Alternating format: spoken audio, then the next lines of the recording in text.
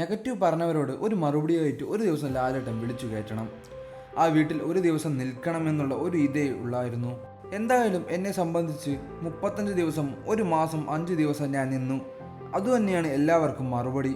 35 ദിവസങ്ങൾ big boss ഹൗസിലെ അനുഭവങ്ങൾ പങ്കിട്ട് രേണു സുധി പുറത്തിറങ്ങിയ ശേഷമായിരുന്നു രേണുവിൻ്റെ പ്രതികരണം. ബിഗ് ബോസ് താൻ ഇതിനു മുമ്പ് തുടർച്ചയായി കണ്ടിട്ടില്ല.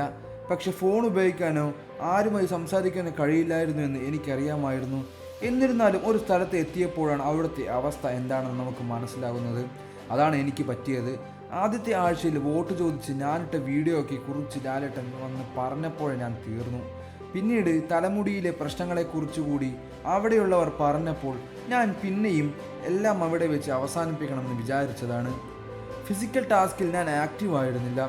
ആരോഗ്യ പ്രശ്നങ്ങൾ ഉണ്ടായിരുന്നു. ഡിബേറ്റ് പോലുള്ളവയിൽ സംസാരിച്ചിരുന്നു. നേരത്തെ സോഷ്യൽ മീഡിയയിൽ ഞാൻ എല്ലാ കാര്യങ്ങളോടും പ്രതികരിക്കുമായിരുന്നു. അതിന് കാരണം ആ പ്രശ്നങ്ങളും വിവാദങ്ങളും എൻ്റെ ജീവിതത്തോട് റിലേറ്റഡ് ആയിരുന്നു എന്നതാണ്. അല്ലാതെ എന്നെ സംബന്ധിക്കാത്ത വിഷയങ്ങളിൽ ഞാൻ ചോദിക്കാനോ അന്വേഷിക്കാനോ മുമ്പ് പോകാറില്ല. അതാണ് എനിക്ക് പറ്റിയ റിയാക്ട് ചെയ്യണമായിരുന്നു. ഹൗസിൽ നിന്നും ഇറങ്ങിപ്പോകുന്നത് അബദ്ധമായി തോന്നുന്നില്ല. ഞാൻ ഇപ്പോഴാണ് നോർമലായത്. ഒരു മാസമായി അബ്നോർമലാലിറ്റി ആയിരുന്നു. തലയിൽ വെട്ടം വീണതായി തോന്നുന്നു. നെഗറ്റീവ് പറഞ്ഞവരോടുള്ള വാശിയായാണ് ബിഗ് ബോസിലേക്ക് വന്നത്. നിന്നെ ആര് വിളിക്കാനാണ് എന്നാണ് അവരൊക്കെ പറഞ്ഞത്. പ്രൂവ് ചെയ്യണമെന്നുണ്ടായിരുന്നു. പക്ഷെ തോറ്റ് പിന്മാറിയതുപോലെയായി. അതോടൊപ്പം തന്നെ രേണു സുധി അനുമോളെക്കുറിച്ച് പറയുന്നുണ്ട്. അനുമോളെ രേണു സുധിക്ക് 8 വർഷമായി അറിയാം. ചെറിയ കാര്യങ്ങൾ റിയാക്ട് ചെയ്യാനോ പിണങ്ങി നിൽക്കാനോ ശ്രമിക്കുന്ന ആളായിരുന്നില്ല അനു.